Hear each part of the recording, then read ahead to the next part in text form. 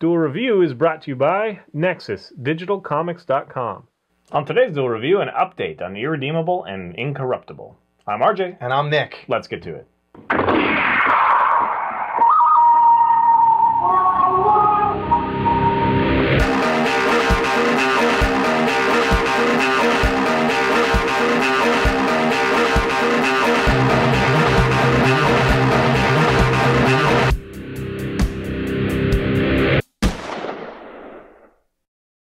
Welcome to Wednesday the 13th of June. We are doing an update on Irredeemable and Incorruptible. That's right. And I really wanted to do that because I love these series. And so I heard that Waid is bringing them to a close. Mark Waid is the creator, author, or writer. I was really sad. I've been really enjoying buying the trades. I had recently decided that I'm not going to wait for trades anymore. I'm just going to get the single issues, because I really love him that much. And then immediately after I'd made that decision, I found out that he's ending them. So, of course, they're his creation. He certainly has the right to do that. I'm really sad that he's doing it this early, though. Yeah. He talks about it 3 years, but it's only, 30-something issues. It's 37 issues is the last one for Irredeemable. And I think it's 30 for Incorruptible. Because they were half a year off from each other. Incorruptible half a year later. Yeah, I really enjoy, particularly Irredeemable, what happens when Superman snaps, really had a lot of fun. So I was talking to you about, when I first saw Irredeemable, it took me a little bit just to get used to it because it seemed to have some goofy characters in it. Right. And they were just out of left field, but I really came to like them a lot. Yeah, you really do fall in love with these characters. They're really awesome. I mean, like Cubit is still kind of silly, but he's like kind of like a main character now. I like him. I always dug Cubit. The one that I really like is the one that does the Which one? Survivor. No, Caden, because she does the ghosts. Yeah, yeah. She manifests ghosts by telling folklores or stories about them. In fact, she's able to at one point bring someone back from the dead by telling stories about them because their spirits manifest and can help her and whatever. Right. At first, I was like, what? But I love that character. It was really fun. Anyway, so I've been with these characters for a while now. If you haven't read them, even though it's coming to an end and I'm sad about it, these are great series. Yeah. You should really pick them up. And even now, because they are so short, they're really bite-sized and is really a good read and a good buy. Yeah. Yeah. They have the trades. Do you have any of the trades with you, so we can show them? Not here. They're in the other room. That's but right. I've got all of them that have been out. So yeah, it's bittersweet. I love this series. Again, because it is so short, it's easier to recommend possibly in some ways. But I really wish they would keep going. We reviewed this, didn't we? Yeah. Well, it was like our first review. It was like one of our first reviews. You brought up Supreme Powers, and I said, "Hey, have you heard about this?" Right. I like that better, kind of thing, and we got into it. So Mark Waid, let's see what he does. Hopefully, he'll come up with something equally as awesome. We read an interview with him. And he was talking about the ending, and I guess he's just really pulling the plug because he kind of just feels like it's time. It just kind of started wrapping itself up. Yeah, and we've always been advocates, like, we don't want stories to go longer than they should, because then it's just like, okay, this is boring. 37 issues. I mean, it's like, get to 100 and stop. That's, that's all. That's all I'm asking. There's 3 times as much as, whatever. Anyway, he's had a lot of experience. This is really his first experience of doing the homegrown, his own thing. Right, his own universe, his own story. He's done DC and Marvel, famous characters and whatnot. So again, we'll see what happens. It sounds like he's really busy, so that's good. Good on him. I really do appreciate. I'm glad these exist. I'm just so sad that they're going away. Yeah. But I can't wait to read the ending.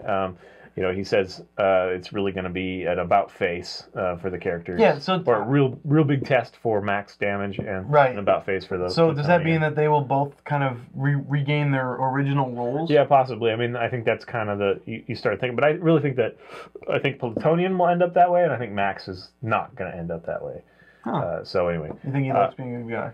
Yeah, I think that. Yeah, I think it'll be put to the test. But, I mean, maybe they'll go back to the status quo. Who knows? Who knows? I mean, that would be kind of beautiful. But at the same time, it's I don't know. It's kind of like, I wouldn't want, I don't know. I would want that because that's, the child in me wants that. But the grown-up in me says, that's not really feasible. That's not, you know, that's... Well, yeah, we don't know. He said, you know, it's a big ending, so Yeah. we'll I see. mean, I guess it's easier for them to flip-flop because they've already flopped over. But So now they just got to flip, apparently. again, I can't more highly recommend these books. They are really Irredeemable, people like that one better. Yes. Than Incorruptible and Max Damage and all that. But I do like that one as well. They're both really good. Especially the ending. They introduce more characters into that one, and they're a lot of fun. I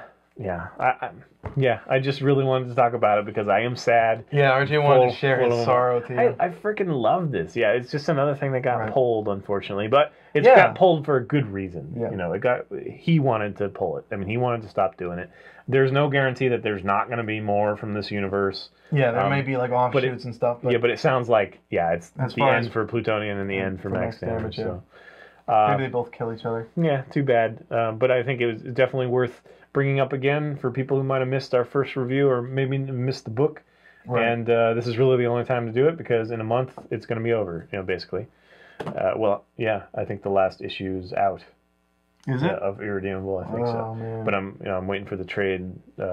Because I'm waiting for one more trade to read the last 2 issues. So I literally have the second to last issue, but I haven't read it yet because I'm missing a trade before that. Boom, unfortunately, they don't reprint a lot, and so if you don't get them when they first come out issue, you pretty much have to buy the trades. Yeah. So I'm in this thing where I have to wait. I thought it was going to go on for a while. I had no idea that it was going to end until a couple weeks ago. Right. And you couldn't wait for the trade, so you decided to start getting the issues. The same day, I think I might have already said that, but the same day I decided to get the issue, I found out that it's ending. It's like, I just paid for it, and I'm like, oh. But I don't know, there's going to be 2 single issues without a trade. So it really does feel like it's he wasn't planning this. Like, it just was like, you know what, it's time to end this. He was saying how his characters just started, the way he was writing just started coming toward an eventual end, and he just feels like this is the end. I don't know how much is that BS. Maybe he just wants a break, or maybe he's just tired of the characters. Who knows? But it's really sad. It's really sad, but it's again, fun ride. Yeah. so it's kind of silly to be this emotional about it. I'm not emotional, but into a comic, but I He's emotional. really am. It's really cool. This is as emotional as he gets. Yeah. He's about to cry. No, whatever, dude. I cry all the time. I cried at door to door probably at some point. Anyway. So I guess that's it. Go check him out. Available, online and right. Well, he also brought up that he was going to do a digital project, which I don't know what that means. Neither do He I. said that he was going to go into the digital world. And he said that he was going to do some non-comic works. Well, yeah, and he did say something about TV series. So, but I don't think it's anything related to this. It's just more acting or writing games. What does digital mean? Yeah, I don't know. Don't know. It'll be fun to find out. But where was that interview that we read? Do you know? Comic Vine, I think. Comic Vine. Vine? Where's Vine? Do. Newsarama. Newsarama. Is it newsarama.com? Yep. So newsarama.com. Yep, there's an interview with Wade. So anyway. All right, guys. I guess that's it. Follow us on Facebook. Subscribe on YouTube. Tell us what you think. Check out our site, nexusdigitalcomics.com, and buy our wares at spiderwolf.com. We have t-shirts, prints, card game, a wonderful card game, and short stories. And more to come soon. We've got some Kickstarter projects going. That's right. And we're going to be at Jet City Comic Con if you're in the Seattle area. Right. And we're also going to be going to the Bellingham? Yeah, the Bellingham one. It's in October. So September and October. Check us out. We're going to be at comic shows. Playing the game, teaching people how to play. Trying to recruit people. Yep. All sorts of fun stuff. All right, guys. See you later. That was weird. I was shooting from the top. Yeah, I know. I saw it. Next up, it's Ronin Warriors.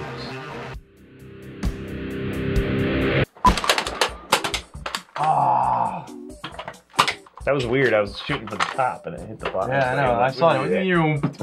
But I still got it. Yay. Are we tied yet? Or are you still ahead? I think I'm still ahead. Okay. See you later. Still ahead, shoulder, knees, and toes. Knees and toes. Knees and toes. And shoulder, knees and toes. Knees and toes. Knees and toes. Thank you, sir. Welcome to Duel Review. We've got a wonderful show for you. Welcome to Duel Review. We've got a wonderful show for you. With a lot of cool stuff. I forgot all the lyrics on it. I don't know. Okay. I'm gonna try talking without moving I can't talk without moving my lips.